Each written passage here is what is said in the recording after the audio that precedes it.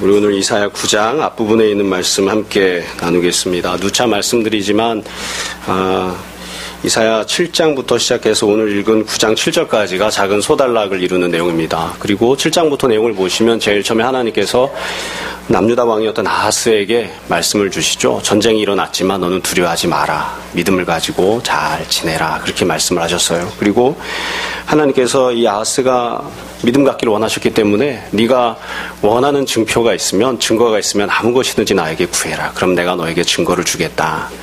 근데 아하스가 그 하나님의 격려를 다 팽개치죠. 나는 다 필요 없습니다.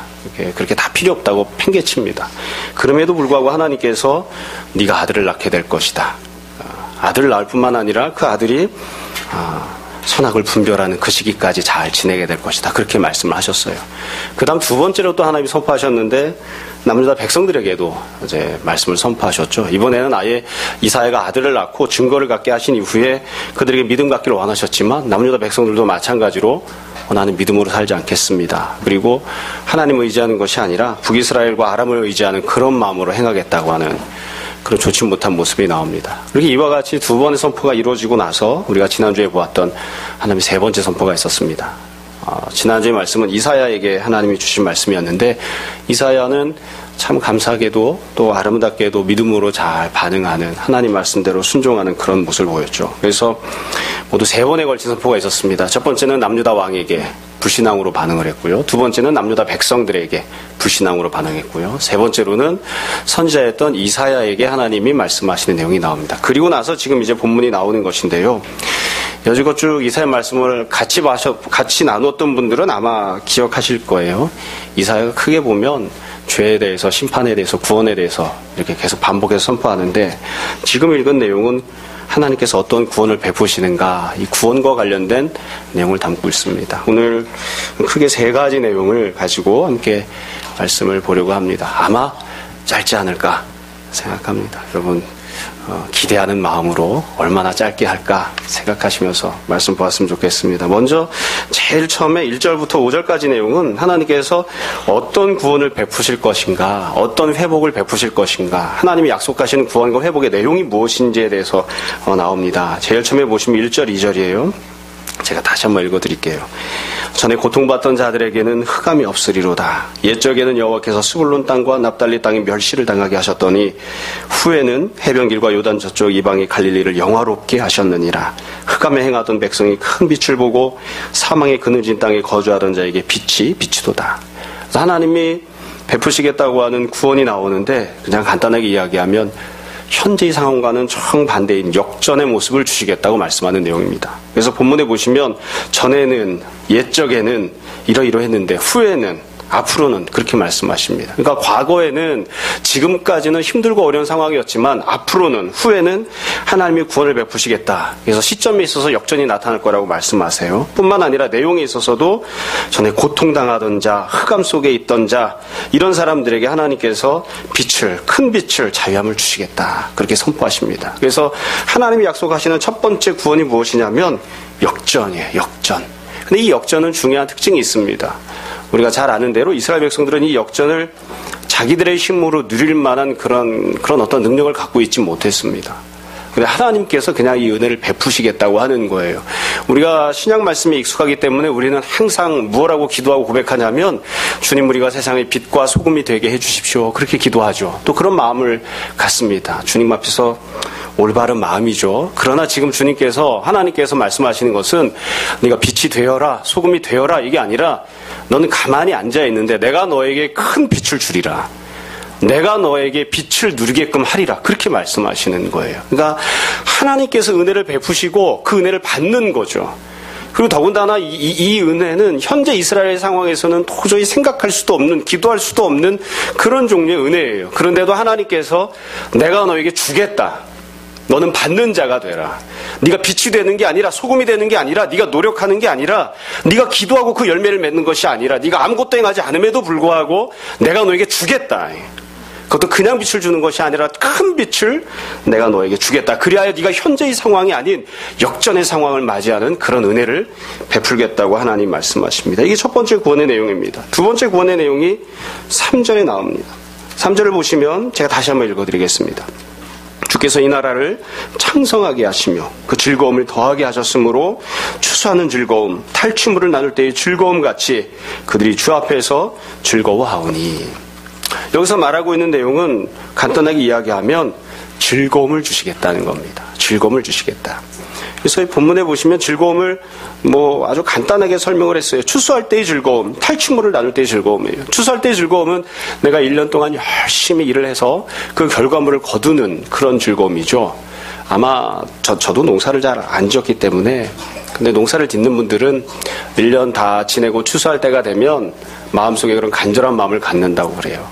열심히 일한 만큼 더 이상 어떤 자연재해나 다른 일 없이 일한 만큼의 대가를 얻을 수 있게 해주시기를. 그렇죠? 아마 우리들도 다 그런 간절함들이 있을 거예요. 근데 1년 동안 열심히 노력하고 그 결과를 얻는 그런 즐거움이죠. 탈취물을 나눌 때의 즐거움이란 전쟁터에 나가서 전쟁을 했잖아요. 전쟁을 해서 이겨서 승리해서 탈취물을 얻는 거예요. 그래서 이 두 가지 즐거움은 다 뭔가 소유를 받아 누리는 즐거움입니다. 소유를 받아 누리되 그 소유를 그냥 거저받는 것이 아니라 내가 무언가를 했기 때문에 얻는 소유물에 대한 즐거움입니다. 내가 열심히 일했기 때문에 추수가 있고요. 내가 나서 목숨 걸고 싸웠기 때문에 전쟁에서 탈취물을 얻는 거예요. 그러니까 내가 무언가를 했기 때문에 얻는 그런 누림의 즐거움이 있는데, 하나님께서 뭐라고 약속하시냐면 내가 너로 하여금 추수물을 얻게 해주마, 탈취물을 얻게 해주마, 이게 아니에요. 그와 같은 종류의 즐거움을 내가 너에게 주겠다는 거예요. 그러니까 엄밀하게 이야기하면 내가 너에게 힘을 주고 능력을 주고 지혜를 주고 용기를 주어서 네가 추수할 수 있게끔, 전쟁에 나서 승리할 수 있게끔 해주겠다. 그게 아니라 그때 누렸던 즐거움들을 너는 아무것도 행하지 않지만 내가 너에게 누릴 수 있게끔 그냥 베풀어 주겠다. 너는 노력하지 않지만, 너는 나가서 전쟁하지 않지만 추수와 탈취물을 얻을 때와 똑같은 그런 종류의 받아누림, 즐거움을 네가 소유할 수 있게끔 내가 해주겠다. 이것도 하나님께서 은혜를 베푸시겠다고 그렇게 말씀을 하는 것이죠. 그걸 다 받아누리는 그와 같은 은혜에 대해서 하나님이 말씀하십니다.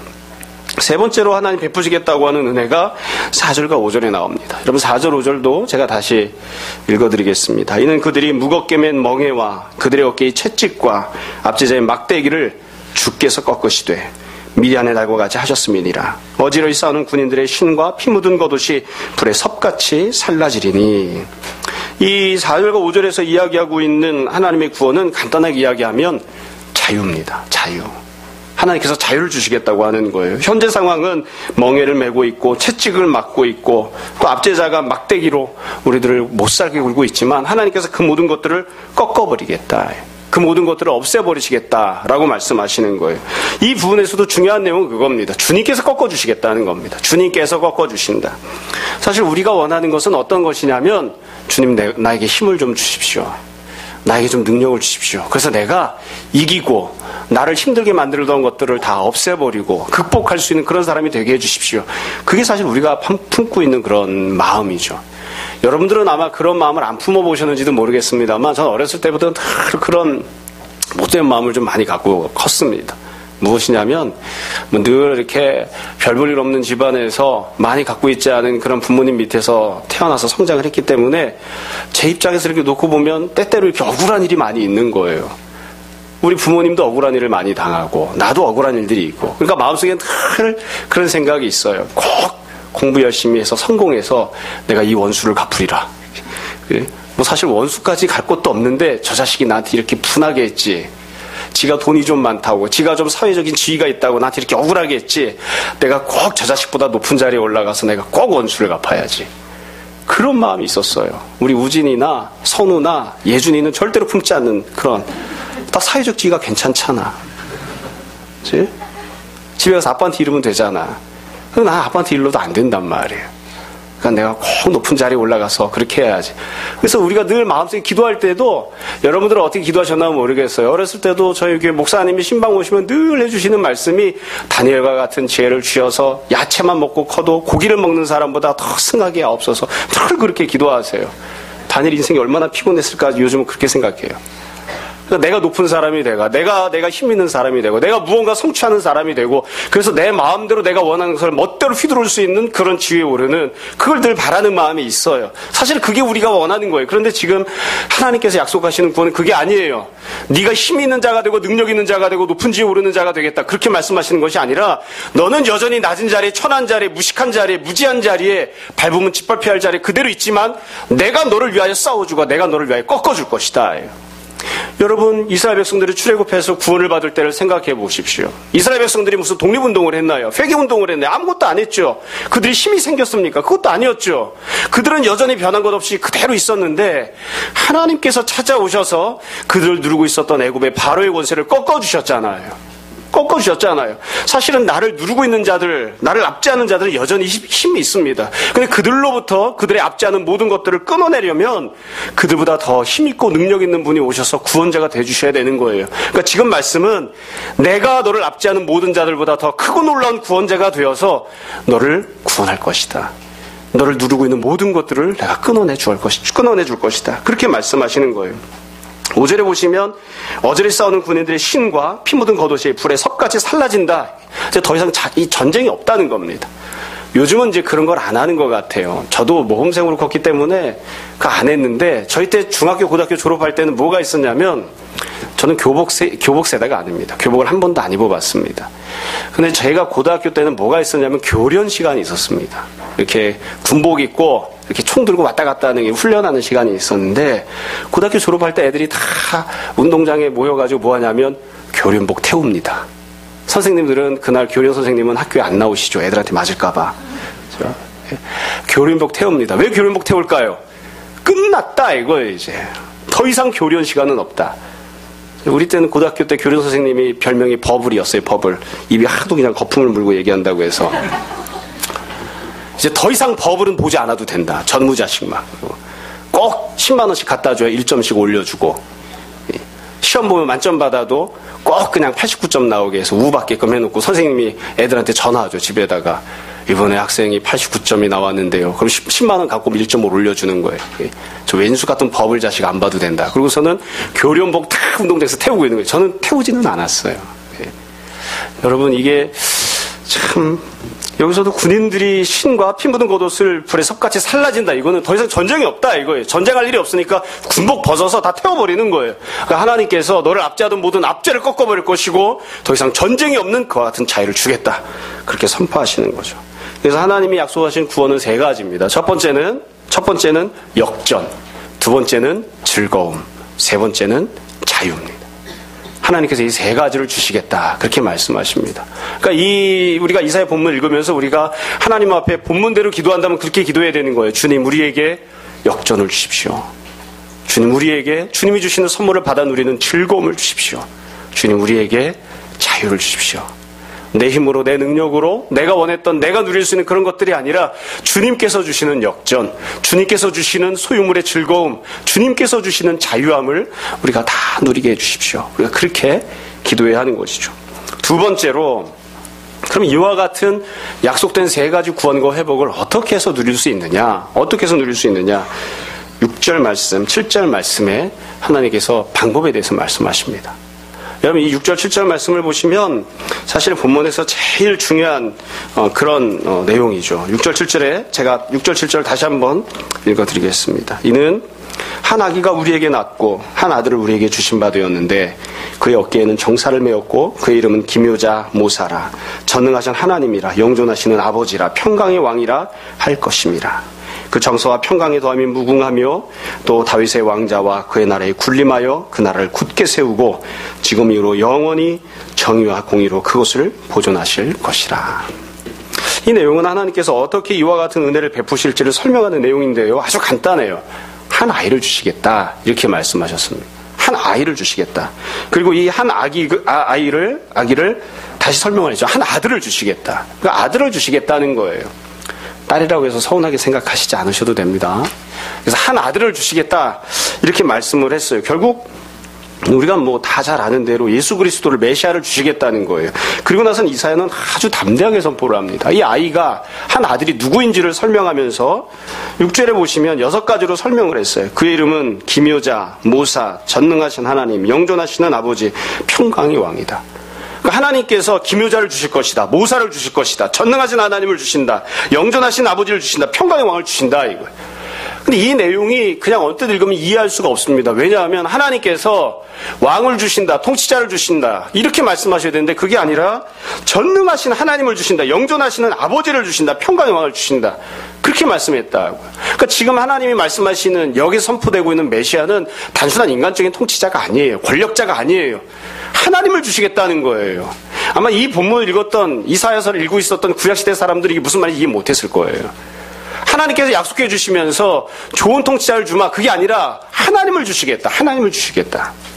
여러분 제가 늘 말씀드리고 우리가 다 믿고 고백하는 것처럼 예수 그리스도를 우리가 믿고 우리가 고백하고 또 주님을 통해서 하나님 나라가 이루어진다고 이야기할 때에는 주님께서 다윗의 자손이기 때문에 그와 같은 은혜를 베푸신다고 우리 그렇게 생각하지 않습니다.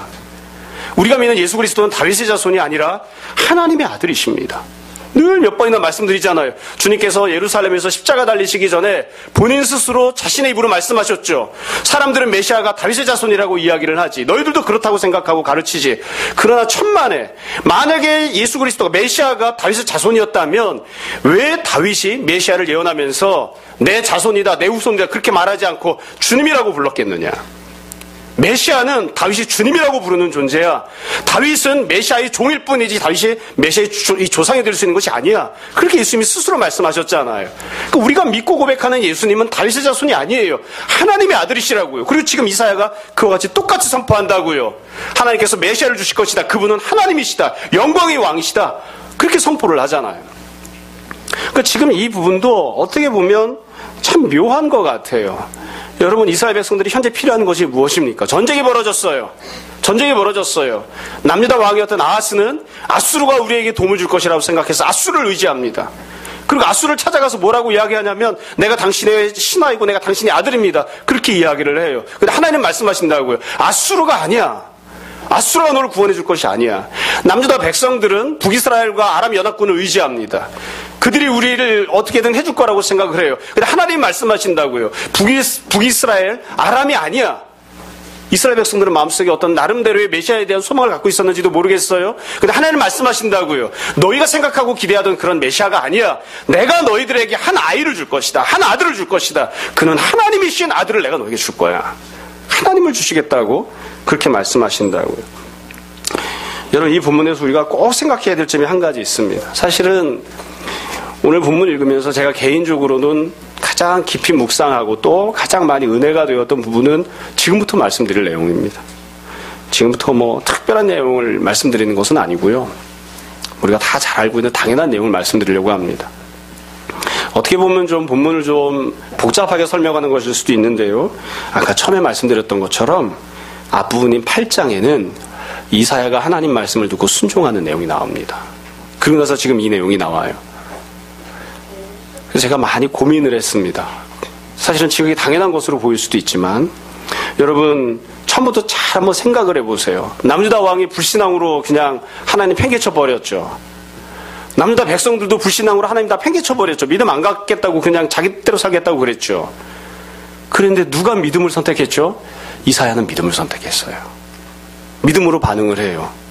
그러면 사실 우리가 갖고 있는 마음은 어떠냐면 기대는 뭐냐면 이사야가 믿음을 선택했으니까 이사야가 순종하기로 했으니까 하나님께서 그 믿음을 귀히 여기셔서 그 믿음에 응답하시고 그 믿음으로 인해서 남유다가 구원을 받게 하시는구나. 그러면 좋겠어요. 근데 그런 일은 없습니다. 그런 일은 없습니다. 지난주에도 오후에 우리 결혼한 귀여운 남성들과 이야기하면서 제가 그렇게 이야기를 했어요. 남유다가 지금 망하게 생겼다. 왕도 죄짓고 백성도 죄짓고 하나님이 심판을 선포하셨다. 근데 이사야만 믿음을 갖고 있고 이사야 비슷한 무리들 너희가 있어서 그 너희들이 믿음으로 반응을 하고 있는데 그러면 이사야의 믿음이 남유다를 구원할 수 있느냐? 여러분 남유다가 망했나요? 아니면 살아남았나요? 망했습니다. 제가 이렇게 빨리 대답하는 이유는 틀린 대답하실까 봐 그래요. 여러분 남유다가 망했습니까? 살아남았습니까? 망했습니다. 폭삭 망했습니다. 하나도 남지 않고 망했습니다. 그러니까 우리가 늘 마음속에 가지고 있는 갈등은 그거예요. 이사야가 믿음을 가졌는데 소수의 사람들이지만 비록 믿음으로 행동하는 사람들이 있었는데 왜 남유다는 망했는가? 왕이 불순종하고 백성이 불순종해도 믿음으로 사는 사람들이 있었는데 왜 망했는가? 그래서 고민을 막 해요. 저도 고민을 하고요. 이사야가 가졌던 믿음은 어떤 의미가 있었을까? 나라에게, 민족들에게, 망해가는 나라에 어떤 의미가 있었을까? 이사야는 자기가 믿음을 가지고 순종하면 망해가던 나라였지만 남유다가 다시 살아날 거라는 그런 소망을 가졌을까? 저는 아니었다고 생각해요. 저는 망할 걸 알면서도 믿음을 선택했다고 저는 생각합니다. 나라는 망할 거예요. 하나님이 심판을 선포하셨던 그대로 나라는 폭삭 망하고 없어질 거예요. 그럼에도 불구하고 이사야가 믿음을 가는 거예요. 자기가 아무리 믿음을 가져도, 자기가 아무리 순종해도 자기 믿음과 순종과 헌신이 절대로 나를 되살리지 못한다는 걸 알면서도, 그걸 알면서도 믿음을 선택하는 거예요. 세상이 망하는 길로 가고 있기 때문에 내가 믿음을 선택하면 결국 현실 속에서는 나만 손해를 볼 뿐이지 현실이 전혀 변하지 않는다는 걸 알고 있어요. 그럼에도 불구하고 믿음을 선택하는 거예요. 그래서 항상 믿음의 길은 선택하는 것은, 이 헌신과 순종을 선택하는 것은 개인적으로는 불행한 일이죠. 현실 아무것도 바꾸지 못할 텐데 그럼에도 불구하고 믿음을 선택하는 것이니까. 그래서 결국 믿음의 사람들이 믿음을 선택하는 것은 궁극적인 소망이 되지 못합니다. 만약에 믿음을 갖고 있는 사람들이 믿음을 선택하고 순종하고 헌신하고 죽도록 뼈 빠지게 충성했을 때에 나라가 살아날 수 있다면 무슨 걱정이 있겠어요? 그냥 그렇게 하라고 하면 되죠. 근데 그건 나라를 살리지 못해요. 그건 사람들을 살려내지 못해요. 그러니까 하나님께서 믿음을 선택했던 이사야와 이사야 주변에 있었던 너희라고 하는 무리가 있었음에도 불구하고 지금 다시 구원을 선포하시는 거예요. 진정한 구원은 어디 있느냐? 간단해요. 너희가 품고 있는 믿음이 너희들에게 구원을 가져다 주는 게 아니야. 너희들이 품고 있는 헌신이, 순종이 너희들에게 구원을 가져다 주는 게 아니야. 내가 너희들에게 베풀어줄 가장 큰 은혜, 예수 그리스도가 너희들에게 구원을 주는 것이지 너희가 믿음을 가졌다고 해서 그 믿음의 대가로 너희가 구원을 받는 것이 아니야. 지금 하나님 그 말씀 하시는 거예요. 그게 가장 중요합니다. 다르게 말씀드릴게요. 여러분 성도들이 열심히 기도하고 회개하면 이 나라가 안 망하고 살아날까요? 망할 겁니다. 망할 겁니다. 성도들이 믿음의 길을 선택하고 다른 사람들에게 복음을 증거하고 전하면 그럼 우리 주변에 살아가는 사람들이 심판을 받지 않을까요? 심판을 받을 겁니다. 그건 어쩔 수가 없어요. 그건 내가 갖고 있는 믿음으로 해결되는 부분이 아니에요. 그럼 도대체 어디에 소망이 있는 거죠? 하나님께서 하나님의 독생자 예수 그리스도를 주시는 것에만 소망이 있습니다. 내가 하는 믿음의 소망이 있는 것이 아닙니다. 여러분 아마 여러분들도 다 개인적으로 그런 고민을 해봤을 거예요. 여러분들에게 직접 제가 고백할 수는 없지만 여러분들이 보는 것과는 다르게 저도 반복적으로 범하는 죄가 있습니다. 여러분들은 어떠십니까? 반복적으로 범하는 죄가 있을 거예요. 저는 죄가 없습니다. 이런 사람 있나요? 선우는 반복적으로 무슨 죄를 범하지? 얘기 안 해도 돼. 저렇게 천사처럼 생긴 선우도 반복적으로 범하는 죄가 있습니다. 근데 우리가 다 성도잖아요. 성도기 때문에 마음이 괴로워한다고요. 가령 거짓말을 한다고 칩시다. 거짓말을 했어요. 회개한다고요. 주님 다시는 거짓말을 하지 않겠습니다. 다시는 거짓말을 하지 않을 수 있도록 힘을 주십시오. 제 삶을 바꿔주십시오. 그러면 거짓말을 조금 덜 해요. 그럼 거짓말을 완전히 안 하느냐? 그래도 조금씩 하게 돼요. 그럼 마음이 더 괴롭죠. 내가 지난번에 했던 회개가 진짜 회개일까? 진짜 회개일까? 내가 저 사람 안 미워하겠다고 했는데 계속해서 내 마음속에 미워하는 마음이 생길까? 내가 거짓말 안 하겠다고 했는데, 내가 도박하지 않겠다고 했는데, 내가 포르노를 보지 않겠다고 했는데 왜 계속해서 자꾸만 이 똑같은 죄를 반복해서 범하게 될까? 제가 드린 말씀 이해가 되시죠? 우리 누구나 다 그런 고민과 갈등을 해요. 그리고 그 문제는 언제 해결이 되는 거죠? 언제? 제가 너무 비관적으로 말씀드린다고 생각하지 마셔요. 내가 반복해서 범하고 있는 죄가 내가 믿음을 가지면 다 해결이 될 수 있나요? 정말 그러면 좋겠어요. 근데 내가 믿음을 품고 열심히 노력하고 결심하고 삶을 바꾸려고 해도 그게 내 삶의 일정 부분은 바꿔주지만 근본적으로 모든 것을 다 해결해 주지는 못하더라고요. 우리가 왜 죽는지 아십니까? 천국에 가면 더 이상 죄를 안 짓기 때문에 그렇습니다. 내가 더 이상 반복해서 그 죄를 안 저지르는 일은 언제 이루어질까요? 예수 그리스도께서 나에게 충만하게 임재하실 때, 그리고 궁극적으로는 내가 예수님 앞에 섰을 때, 이 육신의 삶이 끝나고 하나님 나라에 올라갔을 때, 그때 더 이상 죄를 짓지 않아요. 너무너무 고통스럽고 회개하고 반복해서 거짓말하는 것에 대해서 양심의 가책을 느끼던 성도들이 천국에 가면 더 이상 거짓말하지 않아요. 천국에 가면 더 이상 사기치지 않아요. 천국에 가면 더 이상 포르노를 보지 않는다고요. 천국에 가면 더 이상 도박하지 않아요. 그게 천국이죠. 그게 천국이에요. 그래서 우리가 천국을 소망하는 거예요. 결국 궁극적인 구원의 완성은 언제 이루어지느냐? 내가 믿음을 갖고 있기 때문에, 내가 노력하기 때문에, 내가 순종과 헌신했기 때문에, 물론 그것이 우리 삶을 바꾸어주고 우리에게 구원을 가져다 주지만 그것이 우리에게 완벽한 구원을 가져다 주는 건 아니에요.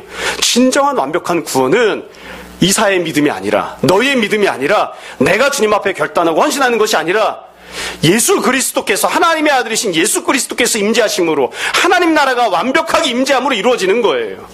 여러분, 성도들이 아무리 이 땅 가운데 하나님 나라를 임재하게 하기 위해서 열심히 충성하고 헌신하고 노력해도 이 땅에는 하나님 나라가 오지 않습니다. 이 땅은 하나님 나라가 되지 않아요. 아무리 훌륭한 믿음의 사람이 통치자가 되어도 그래도 이 땅은 하나님 나라가 되지 않아요. 물론 악한 통치자가 있는 것보다 선한 통치자가 있는 것이 좀 더 낫기는 하겠죠. 그러나 그게 궁극적으로 하나님 나라를 이 땅에 다 완성시켜주는 것은 아니에요. 결국 하나님께서 우리들에게 말씀하시는 가장 궁극적인 구원은 어디에 있느냐? 그건 너에게 달려있는 것이 아니야. 너의 믿음의 분량, 너의 헌신의 정도, 거기에 달려있는 것이 아니야. 그건 온전히 주님께서 은혜를 베푸실 때만 가능한 것이고, 하나님의 아들이 오실 때만 가능한 것이고, 하나님 나라에 우리가 들어갔을 때에만 온전한 구원이 성취가 되는 것입니다. 어떻게 보면 본문 읽어놓고 딴 얘기한 건지도 모르겠어요. 여러분, 그래서 결국 하나님께서 이스라엘 백성들에게 말씀하시잖아요. 지금 이 본문을 읽고 있는 사람들에게, 아하스가 나쁜 놈이지? 그럼 다윗이라고 하는 왕을 내가 너희들에게 주랴? 다윗 정도 왕이 되면 그럼 너희들이 괜찮을까? 아니에요. 아니에요. 하나님의 아들이 오셔야 돼요. 너희들이 살아가고 있는 이 나라가 지금보다 더 좋은 나라가 되면 그러면 괜찮을까? 아니, 그것만으로도 온전하지 않아요. 하나님의 나라에 들어가야, 그래야 하나님의 구원이 온전하게 이루어지는 거예요. 그래서 우리가 이 본문 말씀 읽고 기도할 때 그렇게 기도합니다. 주님, 우리에게는 아하스가 필요 없습니다. 우리에게는 다윗도 필요 없습니다. 다른 그 누구도 필요 없습니다. 하나님의 아들을 우리로 바라보게 하시고 이 땅에서 살아가는 삶이 아닌 하나님 나라에서 살아가는 삶을 바라보게 해주십시오. 그게 우리의 간절한 기도와 간구가 되어야 합니다. 마지막 세 번째로 7점의 마지막에 보면 하나님께서 이 모든 말씀을 하신 이후에 딱 한 가지 말씀으로 결론을 지으셨습니다. 만군의 여호와의 열심히 이를 이루시리라. 사실 이 선포했던 모든 내용을 이 한 말씀 안에 다 축약을 해놓은 거예요. 여러분, 여호와의 열심히 이를 이루시리라. 이 말은 뒤집어서 말하면 이렇게 이야기할 수 있습니다. 네가 기도했기 때문에 이 일이 이루어진다. 아니다. 네가 열심히 헌신했기 때문에 이 일이 이루어진다. 아니다. 내가 너를 위하여 열심을 낼 것이고 내가 너에게 은혜를 베풀기 때문에 이 일이 이루어질 것이다. 하나님께서 지금 그렇게 말씀하십니다. 여러분, 이 말씀이 누구에게 선포되었는지를 가만히 잘 생각해 보세요. 누구에게 이 말씀이 선포가 되었나요?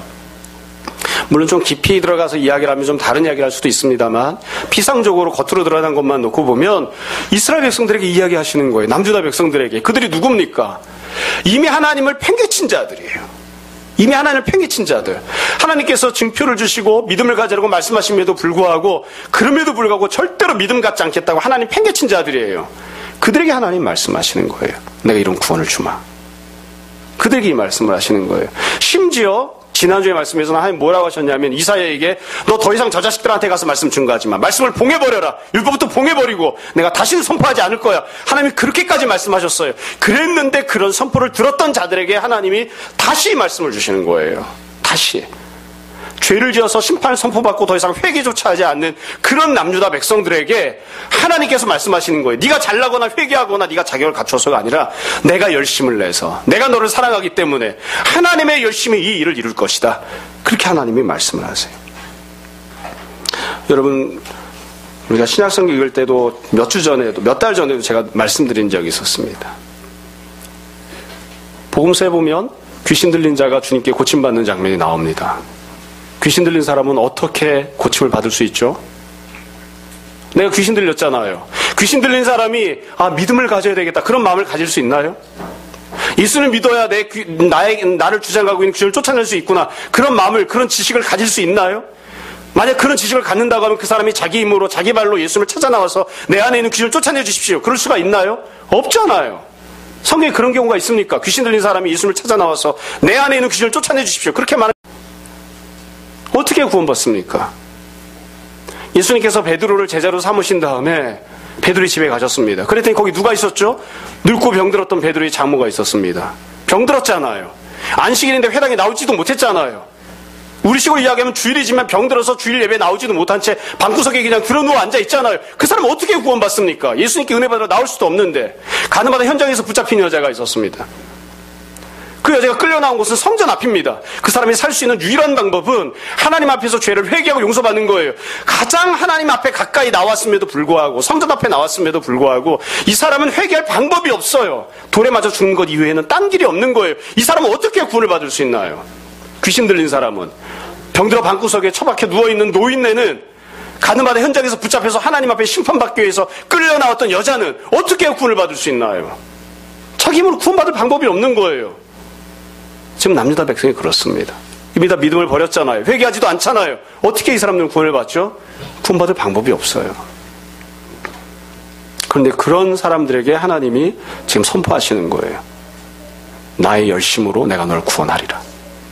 네가 이미 믿음을 팽개쳤지만 네가 믿음을 가지면 얻을 수 있다고 약속했던 그 구원들보다 더 크고 놀라운 구원을 내가 너희들에게 약속하마. 그렇게 하나님 말씀하십니다. 말씀을 정리하겠습니다. 주일날은 거짓말하는 것이 아닌지라 짧게 하겠다고 하면 짧게 합니다. 여러분, 본문 읽으면서 사실 이게 진짜 직접적인 청중이 누굴까 뭐 어쩌고저쩌고 이런 얘기를 할 수 있지만 우리가 다 알고 고백하는 것처럼 이 본문의 내용은 매우 간단합니다. 우리가 다 이 은혜를 받아 누린 사람들입니다. 우리가 다 예수님 믿었죠. 우리가 다 예수님 믿고 이 은혜를 받았습니다.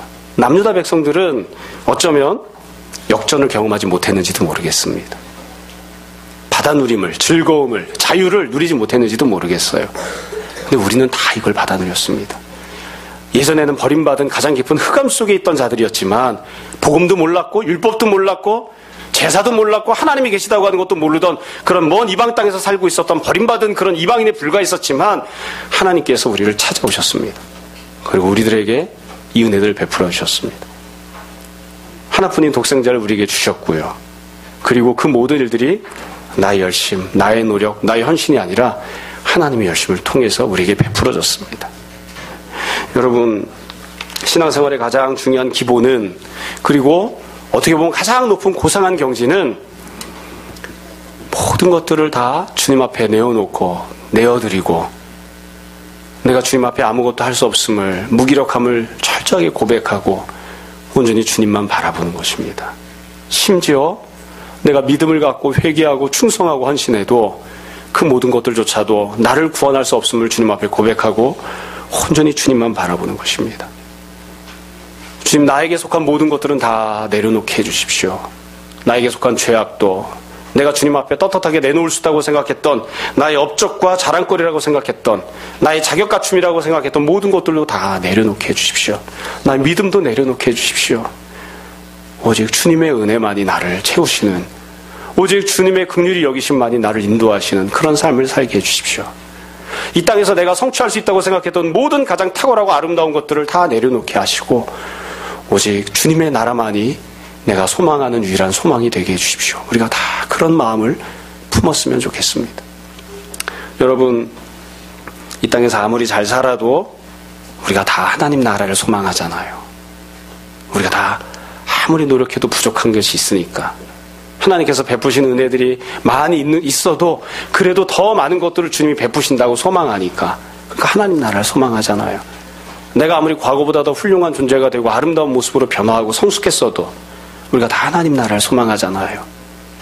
완전한 모습으로 주님 앞에 서게 될 그날을 소망하잖아요. 우리가 다 그런 모습으로 살 수 있었으면 좋겠습니다.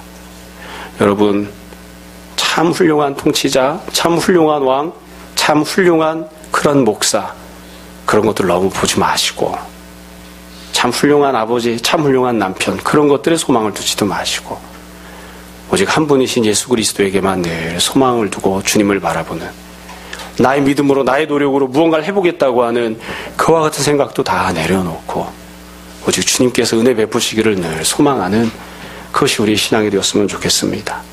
모쪼록 바라기는 내가 할 수 있는 최선의 것으로 주님 앞에 믿음으로 살아가지만 그 모든 것들을 주님 앞에서 아무것도 아니라 고백하고 주의 은혜만을 소망하는 여러분 모두가 다 되시기를 주님의 이름으로 축원합니다. 시간 잠시 기도하겠습니다. 오늘 말씀을 정돈해 보십시오. 그리고 이 시간 우리 함께 회개와 결단에 기도합시다. 함께 기도하겠습니다.